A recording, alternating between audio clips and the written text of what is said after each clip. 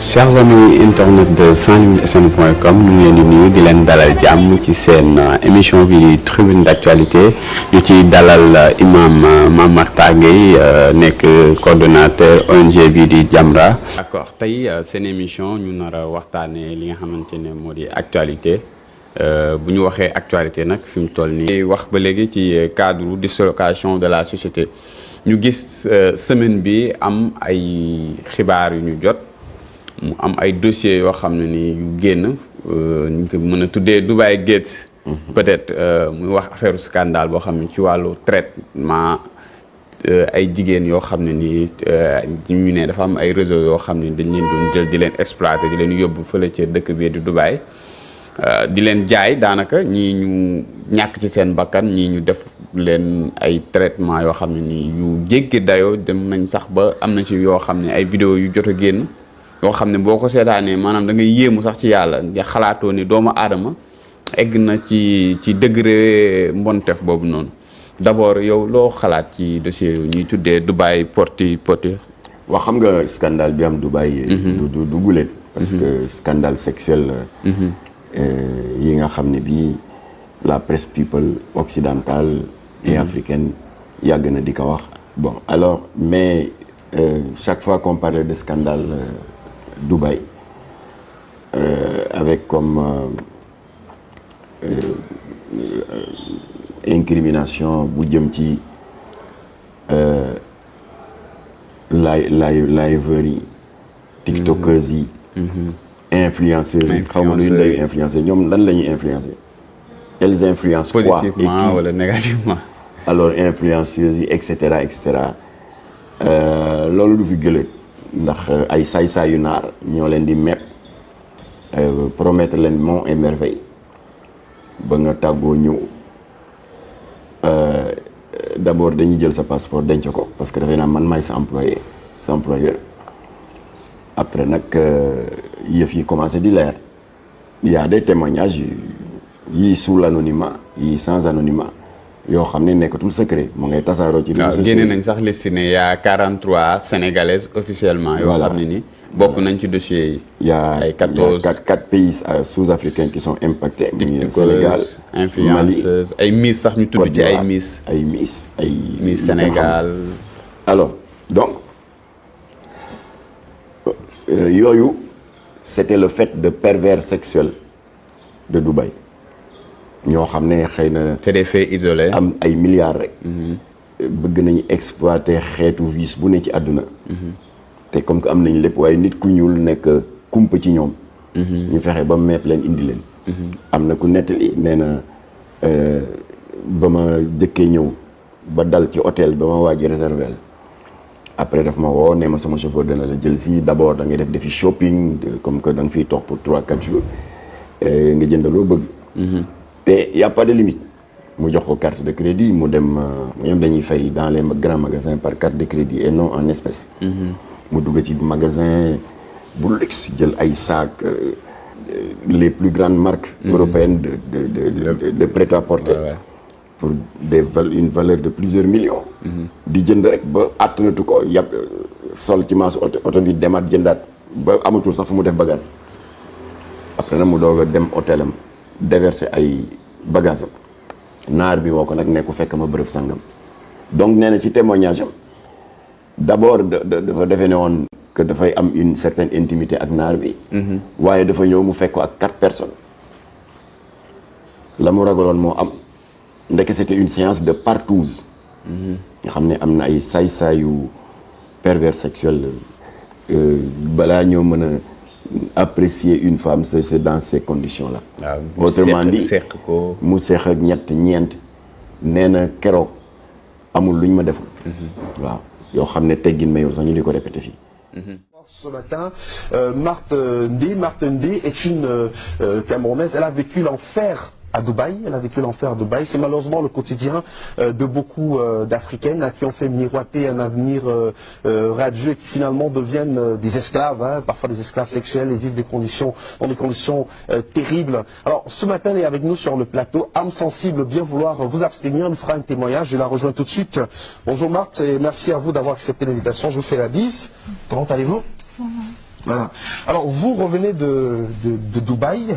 Vous êtes parti du Cameroun pour Dubaï et on vous promotait le ciel et la terre à Dubaï, mais finalement, au bout de quelques jours, tout cela s'est transformé en cauchemar. Est-ce que vous pouvez nous raconter votre histoire, Marthe? Oui, ça a commencé par quelqu'un qui m'a donné le contact d'un monsieur qui est à Dubaï, un arabe.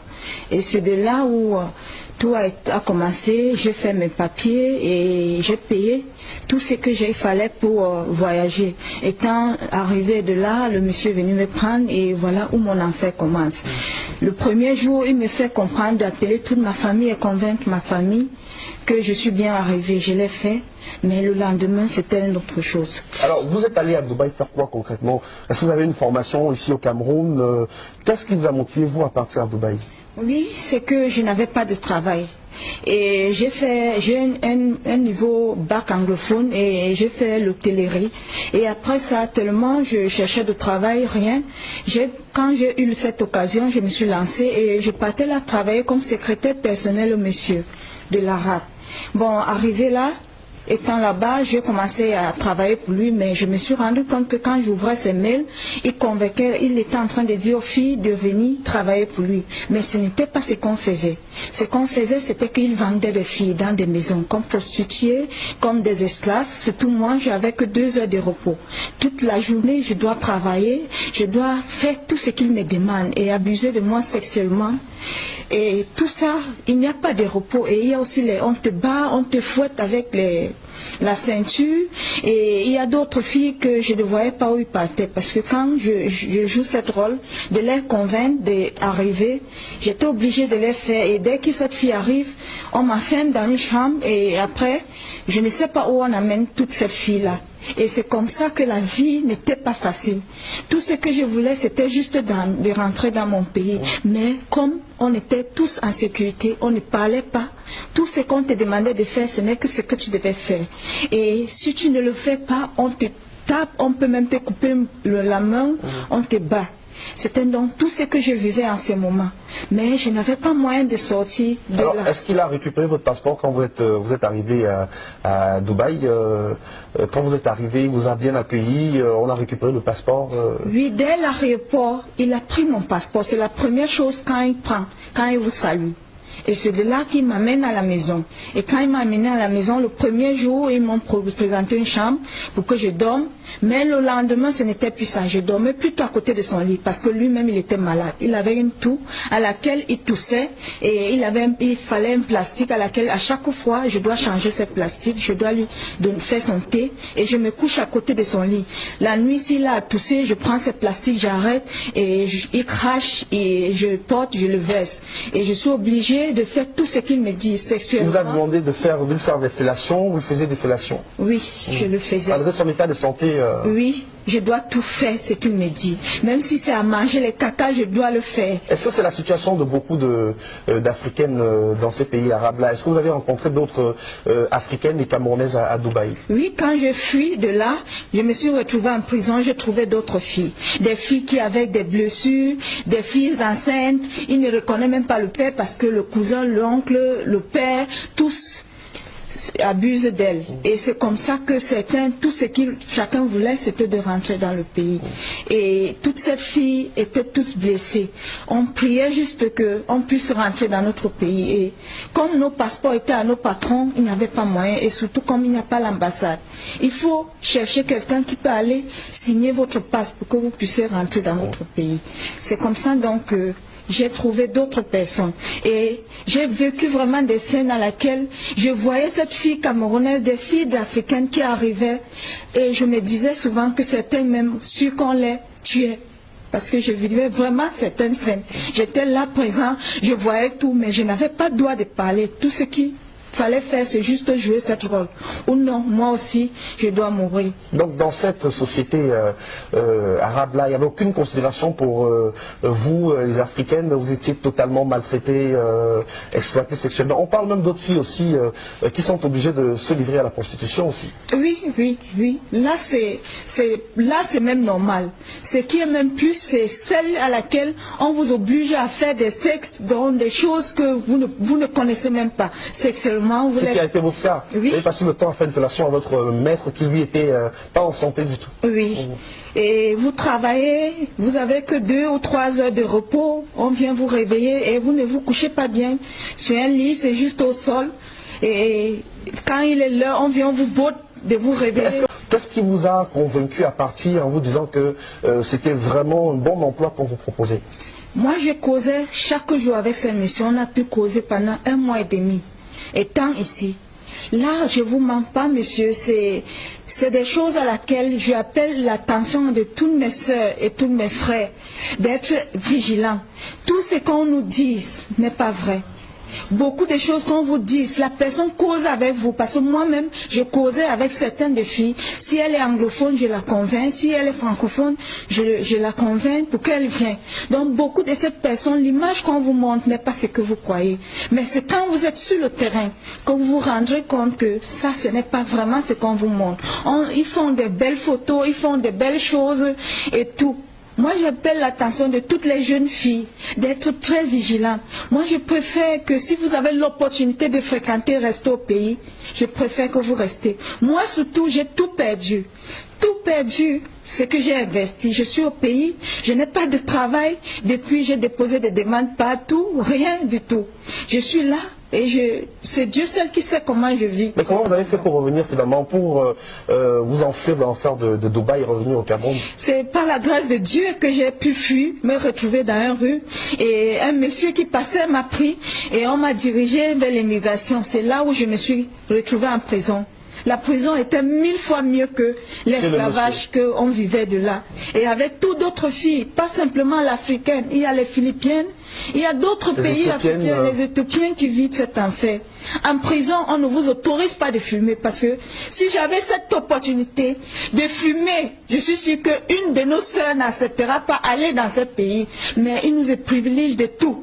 On vous fuit jusqu'à vos sexes si vous n'avez pas de caméra. C'est comme ça qu'on vit là-bas. Je demande à toutes les gens de bonne volonté s'ils peuvent m'aider, même à avoir juste un travail. Vous avez quel profil? Vous avez un baccalauréat? Oui, un bac NDC Advanced Level. Advanced Level. Et j'ai aussi fait une formation en hôtellerie. Et je remercie le président de m'avoir amené ici et de me donner ce courage d'être là. Et je vous bénis tous et je demande aux jeunes filles d'être très vigilantes. De ne pas rêver, comme on l'a dit souvent, les belles paroles, mais sur place, certains n'ont pas vécu. Alors, vous avez vécu un autre traumatisme aussi, parce qu'à cause de cette situation, votre père n'a pas pu supporter et il est décédé malheureusement. Oui, parce que quand j'étais en prison, il fallait que je sorte. Et il n'y avait pas de moyens. Mon père, il était aussi un peu malade, mais du fait qu'il faut qu'il cherche le moyen pour me faire sortir. Et il n'y avait pas aussi le passeport. Il fallait beaucoup de prières parce que le Camerounais, je suis sûre que beaucoup de Camerounaises qui sont là-bas, qui sont enfermées, qui n'ont pas de passeport, ne reviennent plus. On vous envoie au Central Jail, c'est comme ça que vous vous retrouvez et vous vivez toutes vos années là. Si un jour on vous cherche, tant mieux, sinon toute vos vies. Ceux qui n'ont pas peur, ceux qui ont peur d'affronter la réalité et dire la vérité reste là et peut-être... Alors depuis que vous êtes revenu, est-ce que vous avez cherché à rentrer en contact avec le monsieur qui vous a fait partir à Dubaï? Je crois savoir si c'était un pasteur. Oui, le numéro ne passe plus, il n'est plus où je l'ai rencontré, il n'est plus là. Dans tous ces contacts, dont je l'appelle, le numéro ne passe plus, je n'ai aucune nouvelle. Et le monsieur de Dubaï qui vous a maltraité, exploité sexuellement, l'arabe, vous avez cherché à rentrer en contact avec lui? Il a coupé les lignes. Il a coupé les contacts. Mais j'essaye souvent par ses emails parce que c'était pas ses emails qu'on communiquait et tout. Mais c'est comme si quand il est maintenant très vigilant avec ce qu'il fait. Il y a beaucoup de Camerounaises dans cette situation-là à Dubaï? Oui, il y a beaucoup de Camerounais. Il y a ceux même que j'ai même, comme je causais français et l'arabe ne causait pas français, j'ai essayé de convaincre certaines de ces filles qui causaient l'anglais et le français de ne pas venir, que ce n'est pas vraiment un vrai rêve. Et certains d'eux ont accepté, certains se sont représentés et j'étais obligée de le faire. C'est tout ce que je pouvais faire pour survivre et rentrer au pays. Merci pour votre témoignage. Restez avec nous sur le plateau, Marthe. ma jóge fa ba di ami saignement partout. ma woo sama morom bi ma boole ñoom ma ne ko yow waxoo ma woon lii da nga ma ne woon waa ji dafa bëgg rek farantu et cetera daal di ko wax li ñu ko def yëpp. ndaw si elle était désolée et tout waaye ndaw si jëlee na si ay traumatisme yoo xam ne nee na li ma ci am ci xaalis dama mujj jéppi sama bopp ndax liñ ma def gisuma lu ko jàll. alors beneen témoignage bi dafa ànd ak vidéo koo xam ne naar bi de c'était un vicieux en zoophilie mooy li Jamra yàgg di dénoncer fii. à part ngóor jigéen am na ñoo xam ne seen ngóor jigéen ñu ngi ko jëmale ci mala. am na kuñ fi jàppoon il y a 2 mois te presse bi def ci sa une dans la banlieue. bett góor jigéen muy sëy ak bëy. alors kii nag waa ji visam mooy solal ndaw si tenue comme xaj. mu sol benn slip boo xam ne dañ koy sculpté mu mel ni benn geen buy lang après mu naan ko il faut remuer votre hanche muy remuer hanche yi mu mel ni geenu xaj bi mooy balancé wu. mu di ko mbawloo dugal ko ci cage. bu lekk jotee amul servir ci plat daf ko koy sànni ci suuf comme xaj. mu kontaan de sa domination raciale filmer ko di ko wan ay moromam ne leen yéen xam nga foofu sac bu rëy la pour l'enrichissement yi dëkk Dubaï nga am un animal exotique puma panthère dañ koy yar comme ni ñuy yare xaj. alors moom nag muy wujjeeg ay moromam yónnee leen vidéo bi ne leen yéen xaj ngeen am yow golo nga am yow puma man j'ai un être humain. Bonsoir à tous. Je me préparais pour lancer un direct ce soir. Je tombe sur cette vidéo. Regardez très bien cette vidéo. Une fille africaine qui se trouve à Dubaï. Elle travaille en tant qu'une chienne. Elle joue le rôle d'une chienne. On l'a mis dans une case. Elle joue le rôle d'une chienne. Chaque matin, chaque soir, le monsieur vient. Il la donne bijoux. Elle doit se comporter comme une vraie chienne. L'enfant de quelqu'un. Ces filles, on leur vend du rêve. Il y a des gens qui sont à l'extérieur. Ces personnes leur contactent en disant, viens à Koweït, viens à Dubaï. Il y a du travail. Il y a la vie meilleure ici. Quand tu viens, tu vas travailler. Tu ne vas pas chômer. Il y a du travail. Voilà ce travail-là qu'on leur donne. Ça fait pitié. boo xam ne alors donc ça c'est limité à ça. ak tamit ñi nga xam ne mooy moo leen ci dugal ndax dañu am jabaru naar boo xam ne du leen nangul yenn yu ñaaw yi ñu ut une africaine noire dik ko xaalis mu ñëw ñu jox ko avance daal di ko def yu bon yooyu. léegi nag aspect bu bees bi feeñ yooyu moom yàgg naa secouer la toile la ces scandales là mais aspect bu bees bi mooy dañ ci dugal fétichisme donc dama lay jox benn exemple. ak défécation yi man. voilà exemple bi ma lay jox gis nañ fi ba tey surtout maaman yooyu di nekk ci vidéo yi di def des exorcismes en direct ay jinne ko jàpp waaw maa ngi tari sangam jinne jaa ngi nii wàcc na mu ngi ca dënn ba wàcc na mu nga ca oom ya mu ngi nii génne na ca tànk bi xam nga yooyu ñu ngi koy seetaan. alors am na ci yoo xam ne boo lañ ko seetloo di ngeen ko gis maaman bu wax ni yow bi ma seet si yow diw comme que sa lépp dafa fatt sa àdduna bouché loo dugg mu yàqu fii la foo nekkee ci wàccaayu takka jabar ba yàgg cat dugg ci mu yàqu et cetera sa société daanu nee na que da nga fees dell ki cat ak i musiba ak i rab alors daal di ko ne nag loolu yëpp foog mu génn mu ne ko pour mu génn nag da ngay sangu jaana ba balaa ngaa sangu da ngay jàng lii ma lay jox te loolu mu ko jox pour mu jàng du alxuraan kenn xamul ban façon làkk la kon ay jat la léeg-léeg bu waa ji mënul lire mu di ko waa ji di répété. mooy ci Dubaï porte déedéet fii laa wax fii Sénégal. pour nga comprendre ce qui se passe à Dubaï. affaire au cabinet yooyu ñuy cabinet ci gémmiñu jigéen ñi pour nga comprendre ko moo tax ma tàmbale fii. alors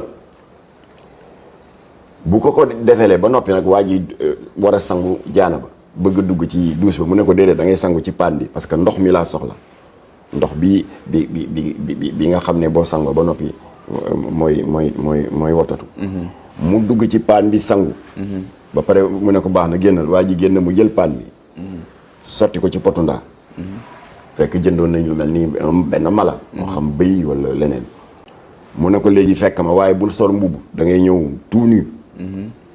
mooy ci fétichisme rek mu ñëw ñu yeew béy ba mu dëgër jaaxaanal ko ubbi gémmiñ bi di ko sol ndox moomu nga xam ne mu ngi jóge ci sangu jaanal bi waa ji sangu te waa ji nee na ko léegi boo sangoo say cat yeeg làmmiñ yeeg musiba yeeg yi lay gàllankoor yëpp day ànd ak ndox mi génn mu jël ko nag xol ko béy bi yuuxu ñuy bës gémmiñ gi ba ndox mi yëpp dugg plus d'1 litre ba pare nag ñu doog a rey béy def ko ay saam mu ne ko bu ëllëgee nga sarax ko handicapé kii nga sarax ko ku ëmb et cetera jox ko ay tegtalam mu ne ko léegi set nga wicc lépp lu la gàllankooroon léegi loo yaakaar ne di dégg nga yelloo nga ko rek boo ko songee rek mu antu alors loolu dafa am rapport ak léegi nag phénomène bi xew jamono bi suñu borom yónnee Seydina Mohamed pour mu xeex bokkaale dafa fekk ci kaaba gi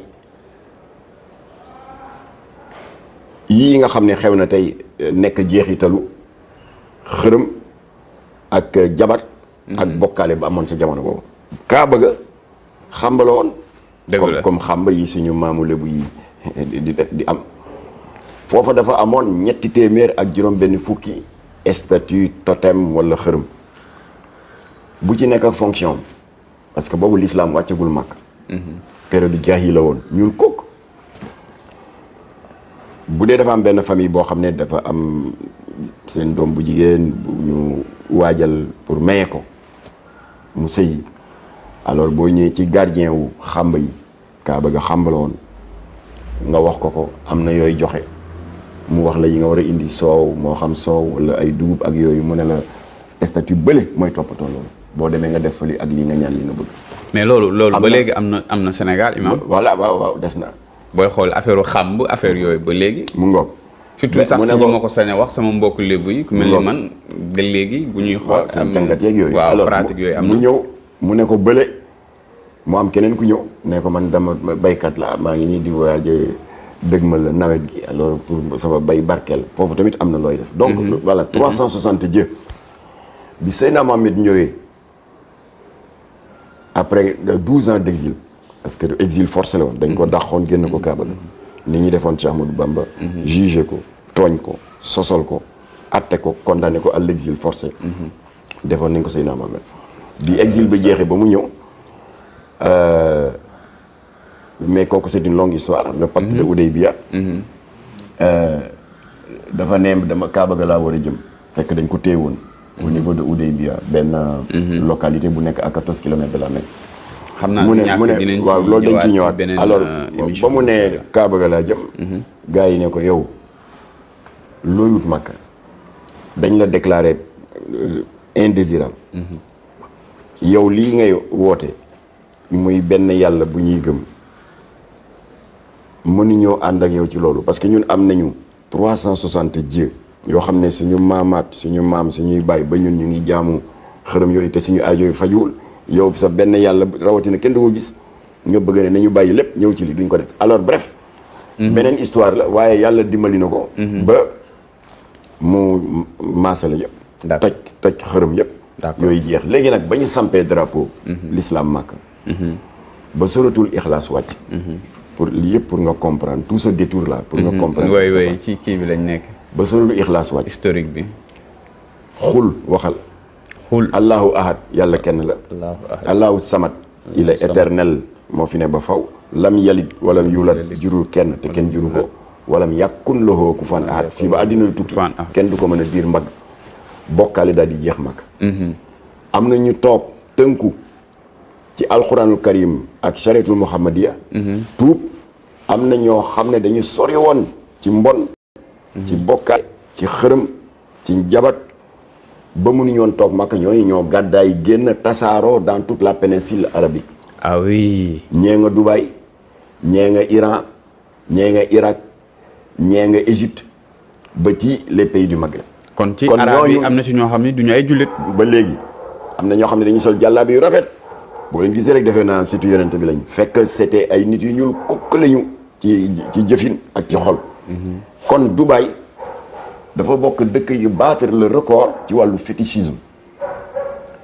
te pourtant dégg naa yooyu dañ ko fay tere am na as ndaw bu def témoignage nee na man dama am malchance tombé ci koo xam ne soxlawuma woon en tant que jigéen pour jëfandikoo ma ndax jigéen la te ndaw si nee na man dama taaru góor ñu bari dañ may wut sax duñ ma jot bañ ma ne kii daf lay proposer $20,000 xam nga $20,000 ça fait quand même 10 millions de francs CFA ouais. te nee na ma juste pour une journée ci laa ne man day sama affaire baax na nee na ndekete la ma doon xaar moom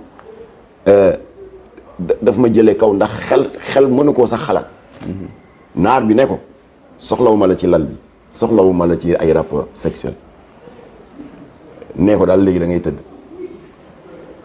am na lu may naan fekk dafa naan laxatif mooy loo xam ne boo seere mooy constipation moo lay mën a débloquer pharmacie boo dem dañ koy jaay am lu mu ci def xëy na saafara la je ne sais pas mu ne ko daal dans 10-15 minutes rek nga def li ma la wax man damay yebbi samay ginnaaw kër ci sa kaw mooy défécation ndaw si defee ne ginnaaw kër yi buñ ko wecc ci moom yebbee ci moom xanaa bu jógee rek sangu mu jeex naar bi ne ko déedéet da nga koy lekk mu daal di yebbi yëpp ci biir gémmiñ gi photo yaa ngi ci réseaux sociaux waaw am nañu vidéo ndaw si lekk ko avec beaucoup de dégoût naar bi pare c'est elle qui parle maa ngi vidéo bi boo bëggee après naa la ko yónnee naar bi pare dem jël téléphone ndaw si nee na am na ku muy waxal arabe lay wax nag xaw ma lan la waaye dafa mel ni ku koy expliquer que lañ ko santoon def na ko na ma ko war a defee ba mu paree mu daal di raccroché daal di ne ndaw si foog nga lekk yëpp ndaw si lekk yëpp ay ginnaaw kër su ko defee nag naar bi moom si boppam set na wicc ay ayibam ay musibaam ay catam ak i jàngoroom toxal na ko léegi mu jëm ci jëmmu ndaw si mu daal di yëkkati $20,000 10 millions jox ko ne ko mën nga dem. Elle arrivait dans une chambre après avoir rendez-vous avec un milliardaire et elle se trouvait souvent face à 4 hommes, des gardes du corps, et était forcée à des choses. Et pour les forcer, parfois elles étaient droguées. Donc après, il y avait effectivement défécation sur elles,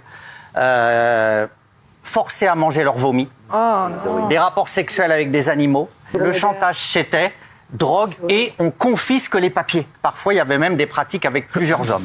C'est une pratique, alors on ne donne pas de nom, mais honnêtement, Cyril, c'est une pratique qui est en train de prendre une expansion incroyable, délirante, folle et scandaleuse à Dubaï. Bah, c'est vrai que nous, en tant que candidate de télé, on reçoit souvent des propositions qui sont avec des sommes assez astronomiques. Ça, c'est vrai, ça nous arrive Genre souvent. quoi? Genre, on reçoit des trucs Genre pour bizarres, faire des quoi? grosses sommes pour envoyer des photos de pieds ou pour... Photo de pied? Ouais, j'ai déjà reçu des propositions jusqu'à 5 000 € pour une photo de pied. 5 000 € pour Moi, photo j'ai de des pied? pieds moches, donc ça vaut pas le coup. Ah ouais. Le dernier mail que j'ai reçu, ça doit être 50 000 € pour faire un voyage d'une semaine à Dubaï. Certaines, ça c'est sorti très récemment, sont victimes de pratiques scabreuses, des hommes qui défèquent sur elles, elles sont obligées de manger leur vomi, de faire l'amour avec des animaux, voilà, donc une vidéo est sortie et moi je vais vous révéler des propositions qui ont été faites pour faire l'amour à plusieurs, en plus de la prestation normale, on a proposé 20 000 ou 30 000 €. Pour défécation, on a proposé 60 000 € à l'une, 50 000 € à l'autre. Car l'amour avec un chameau... Non, mais c'est une vanne, c'est une vanne, c'est pas vrai. Allez, vas-y alors, vas-y. 120 000 ou 150 000 €. Tu vois? Non, c'est des jeunes femmes à qui on propose d'acheter la vie. C'est-à-dire de devenir les esclaves de quelqu'un. C'est des hommes qui dépensent entre 10 000, 20 000, 30 000 € par mois. Et ils disposent de jeunes femmes quand ils le veulent. Ils les mettent dans un appartement. Ils peuvent venir les voir quand ils le veulent et leur imposer des pratiques délirantes. Et pour crédibiliser le piège, entre guillemets, parfois on propose la voiture de luxe, le chauffeur, et aussi j'ai vu des témoignages où une journée ou deux de shopping illimité à Dubaï. Ah ouais. Là, ça se chiffre en dizaines de milliers d'euros dans toutes les boutiques dont vous rêvez, c'est-à-dire les plus grandes à Dubaï.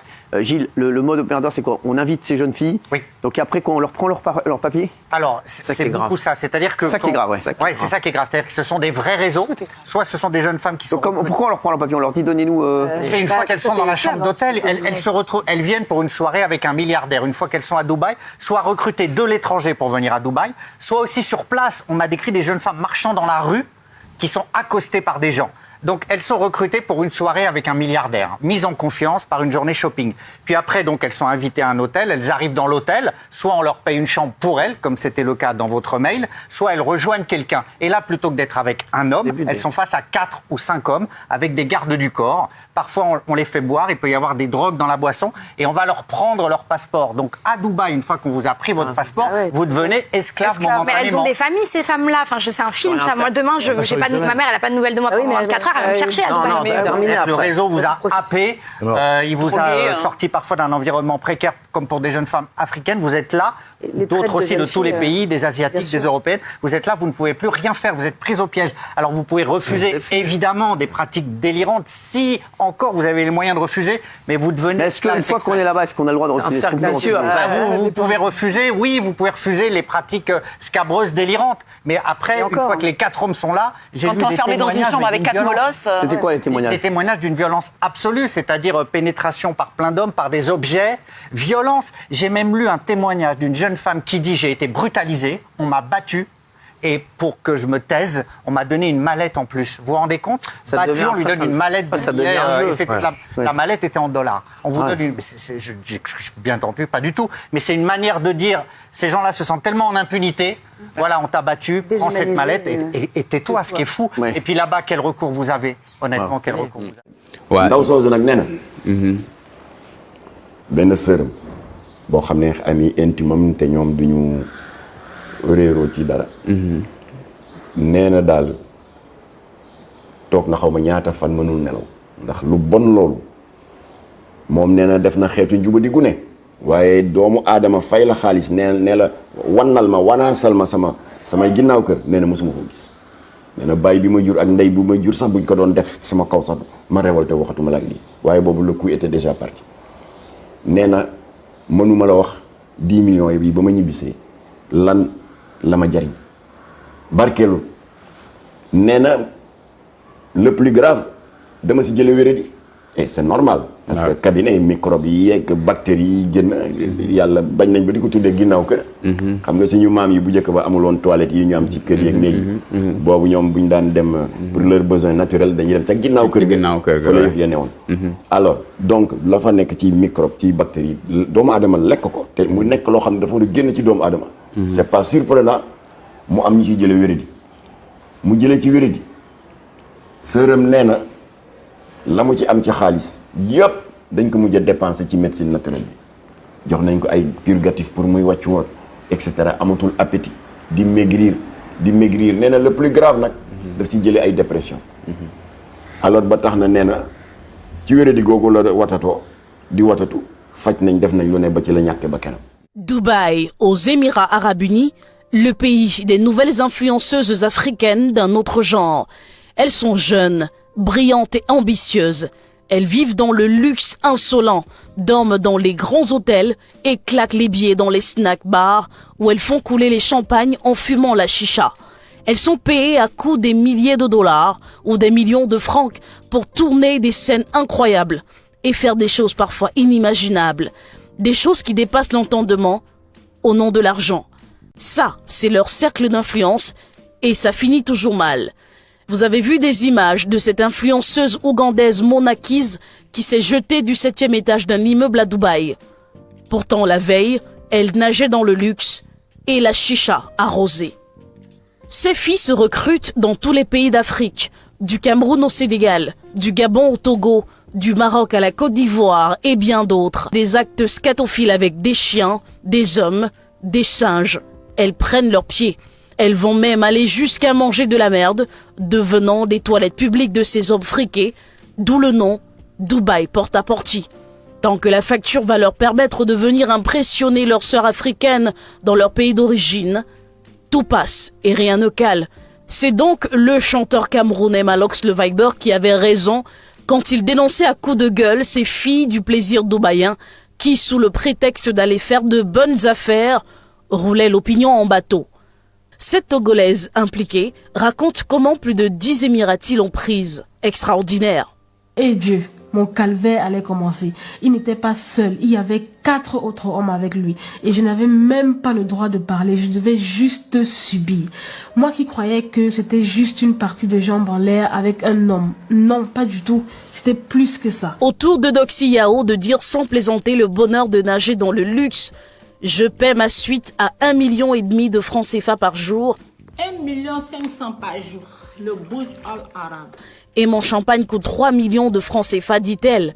Mais où prend-elle cet argent? Ici, c'est toujours Dubaï porte-à-porte. Et sur cette image floutée, une vidéo d'une influenceuse nigériane fait joujou avec le chien du maître. Les images ont fuité sur les réseaux sociaux. Dommage pour ces rêveuses. Les témoignages pleuvent, l'argent facile à bousiller les valeurs. Cette Miss fait de graves révélations sur la vie des influenceuses. La vie de ces nouvelles businesswomen finit parfois en catastrophe, entre tueries, viols à répétition, traumatisme incessant et suicide. Dubaï, l'Eldorado des influenceurs, n'en est finalement rien.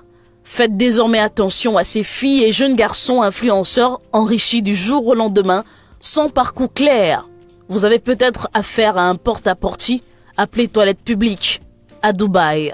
kon nit ñàkk na ci bakkan loolu di naar yi féticheurs yi def di yebbi seen i ginnaaw ko ci sa gémmiñ ne la na nga ko lekk am na ay jigéen yu ci jóge ay yu ci jële ay dépression mentale ba gis ngeen femme ougandaise boobu am na xaalis de waaye la ko xiir ba mu xaru xamu ko voilà kon nag na Dubaï meloon ca caay-caay nga xam ne dañ daan même jigéen ñi di leen utiliser comme objet sexuel dafa am cet aspect tam ay feebaram ay jàngorom pour de l'argent jox la ko mais est-ce que sa bakkan dana ko fekkee moo tax nag ñu ngi gërëm bu baax sans limite ni ngeen creuser affaire bi gëstu ko parce que alerte la boo xam ne autorités yi war nañ ci jóg ñu dimbali jigéen ñi pas contraindre leen parce que dañu nekk mais au-delà des discours imam parce que gis nañu xeetu phénomène yi bu amee souvent ñu def communiqué ñuy génn ñaawlu ñi kii est-ce que jotul tey jii par exemple état bi réagir pourquoi pas mener une enquête parce qu'on parle quand même de 43 citoyennes sénégalaises yoo xam ne nii ci dëkk bi lañ dëkk ñu identifier leen ñii nee nañ am na ay 14 tiktokers ay miss gis nañ kii di sax Amina Badiane nga xam ne sa xarit boobu jot na ci sax def communiqué wax ne moom loolu yëgawul laalewul tinewul mais est-ce que jotul par exemple état bi jéem a def enquête pour xoom 43 sénégalais yooyu noonu ñan la ñu xool bu fekkee dafa am loo xam ne ni dañ leen ko war a def ci ay sanctions wala yooyu pour à ce que bu keneen bu mu xalaat def lu ni mel est-ce que jotul waaw moo tax c'est l'occasion ñu rendre hommage rahmatullah alayhi maître Alioune Badara Cissé ministre des affaires étrangères ancien médiateur moom laa gis ci période ba mu nekk ministre des affaires étrangères ba scandalu trafic d'êtres humains bi amoon en Libye moom laa gis mu jóg ay jël ay matuwaay ba ñu diligenter une enquête ba am na ñuy jàppoon sax parce que c'était des rabatteurs maanaam des intermédiaires yu des démarcheurs yu doon utal des esclavagistes libyens ay góor ak ay jigéen. parce que encore une fois damay rappeler juste que lii médias yi nga xam ne ñoo génne information yi di Dubaï porte-à-porte ay médias yu crédible la. absolument am na ñu ci def sax ay enquêtes yoo xam ne nii ay firnde yu leer am ay vidéo témoignages yu tout ça donc je pense que lii bu fekkee état bi bëgg na ci xuus am na ay éléments. am na ay éléments te éléments yaa ngi ni ne gàññ. am na benn journaliste français sax bu joxe ay prix bu ci intervenir ne par exemple loolu yëpp dañ ko normé à Dubaï par exemple bu fekkee yow pare nga pour ñu défaquer sa kaw maanaam yegg sa kaw temps la bu fekkee da nga bëgg ñu sëy ak mala xaj wala dara temps la xam nga la dafa am barème donc barème boo xam ne voilà dañ la naan pourquoi l'État ne réagit pas boo bëggee $20,000 maanaam 10 millions de francs CFA alors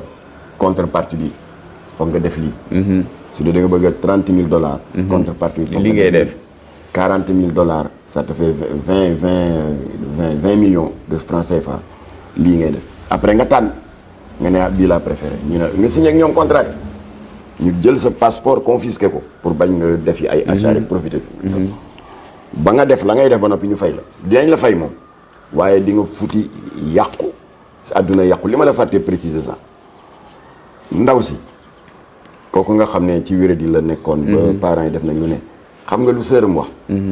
nee na 4 mois après son retour de Dubaï. nga xam ne ñoom famille bi ñu ngi koy toppatoo muy defi traitement ci seen médecine traditionnelle yi. nee na li yéeme ndaw si fu mu la romb nii ci biir kër gi di la xeeñ ay cabinet ñoom ñu ne ko sa biir day daw mu ne non non j'ai rien am benn problème seerew ma defuma dara. utiliser na xeetu parfum xeetu déodorant bu dul déodorant jinne waaye moom yaram bi mooy gilli ak di ñaq xeetu cabinet xam nga kooku jàngoro topp na ko lu ko fi jar.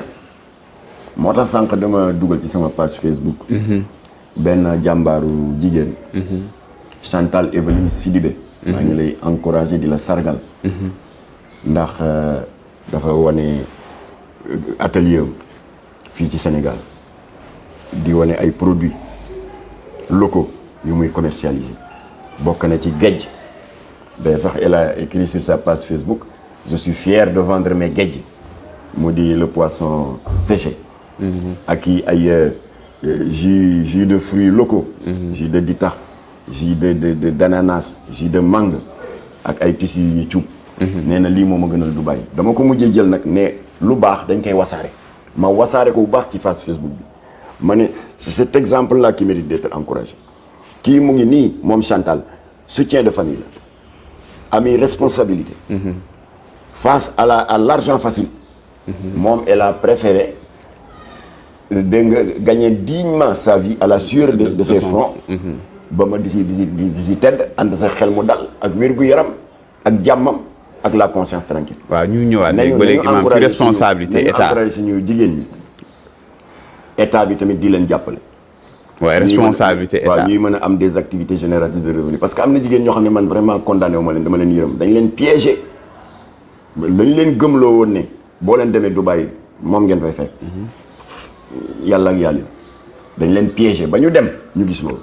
moo tax nag ñi ñuy piégé gul émission yi ngeen di def. sa yeneen naataangoo dañ ko war a sensibiliser waay xam ne Dubaï ku la wax ne c'est l'Eldorado boo fa demee diw dem na fa ñëw na fa ñetti weer la fa def tabax ne étage ak na mu ko amee xamoo ko dara jaru te billet Dubaï rek dafa cher mu ngi toll ci 1 million et quelque. voilà te passe bi rek aller retour ëpp na 1 million. waaw voilà waaw nga gis ñoo xam ne ci biir weer bi dañuy jaabante ñetti yoon. waaw loolu te boo demee hôtel ngay dal. ban salaire ko mën.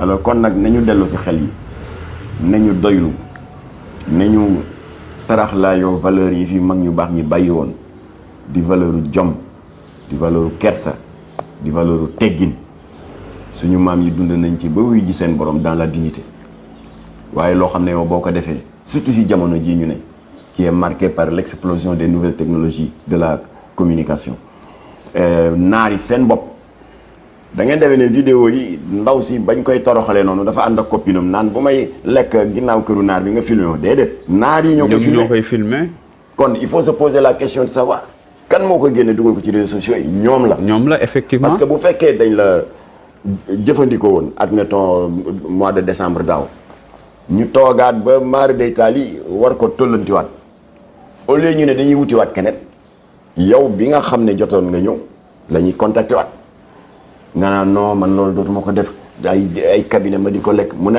boo ko nanguwul ma génn vidéo nga ne non nga bañ rek mu génn vidéo bi moo tax vidéo yaa ngi ne gàñ kon na ngeen xalaat ne te li may wax dama ko xam ndax j'ai géré pendant 19 ans le service informatique du CICES sama métier la nekk fa aussi président du conseil d'administration 5 ans donc def naa 24 ans dans les nouvelles technologies de l'information et de la communication que yu bon yi naar yi di dugal ci réseaux sociaux yi les serveurs informatiques di ko stocké na ngeen xam ne que ces vidéos et ces images am nañu une durée de vie de 30 ans ça veut dire seeni doom seeni setaat mën nañ ñëw yem ci mën nga gis sa benn doom sax bu ko xool ay benn moromam di ko tooñ rek ne ko yow xoola sa wala sa benn sët te bu xasee dugg ci net bi moom c'est à vie xoola sa maam yi mu doon def day lekk ñu baal ma ci kàddu gi da daan lekk pou bu naar mais kooku mën na dem xaru ji il faut penser à tout ça kon jigéen ñi delloo si leen xel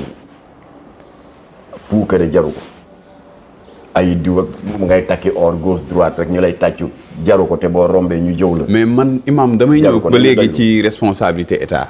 parce que gis nañ réew bu mel ni Nigéria. baal ma responsabilité état fi ma coupé woon sànq te eggaliwu ma ko. parce que Nigéria ñoom dégg naa commission d'enquête la créé ay commission d'enquête. oui au Nigéria même. la sûreté urbaine bii Alaaji Cheikh Dramé jiite. jël affaire bi en main def enquête.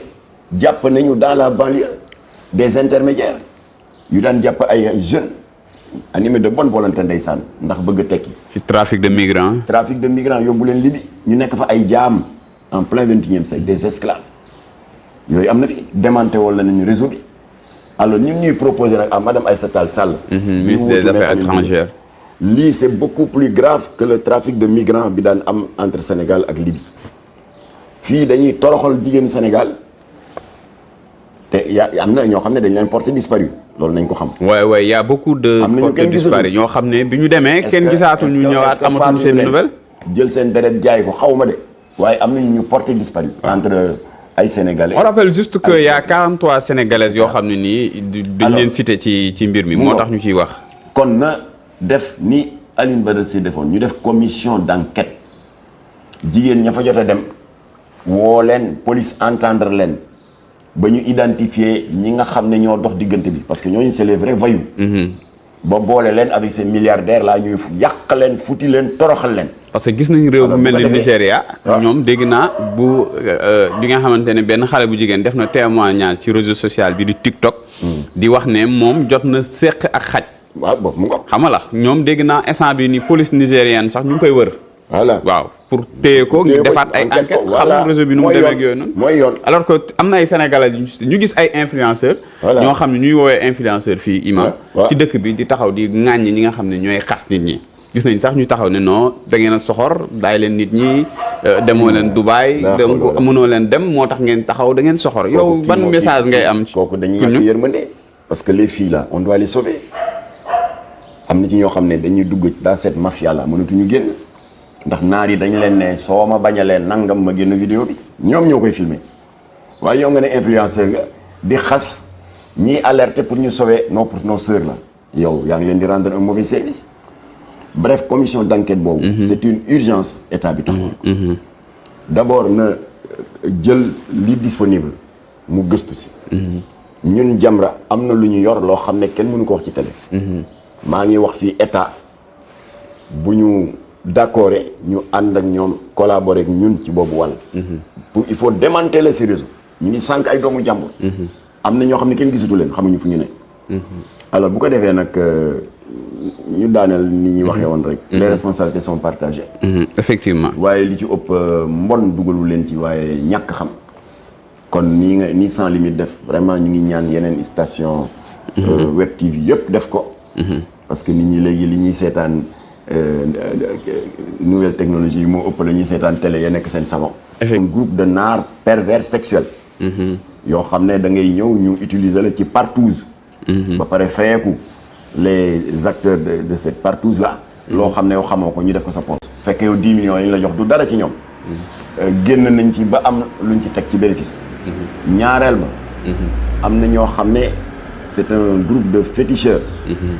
yoo xam ne nii ngay utiliser bëy beeg ganaar geeg yooyu jël ndox boo xam ne da nga ko jàpp wala da nga ko sangu jaanama di ko xol. ngir après buñ ko reyee def ko ay saam saraxe ko sa ayib ànd ak moom. je reprends au mot. sëriñu tariyaax yi nga xam ne du secret kenn parce que ñoom dañuy def vidéo di ko effectivement.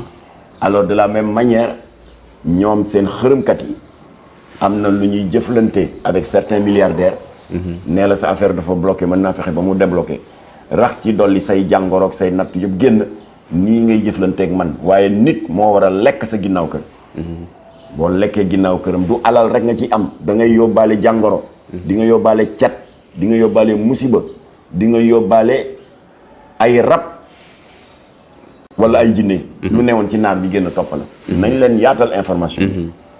ñu arrêté. musiba bi te ñu sauver suñu sœurs yi nga xam ne nax nañu leen.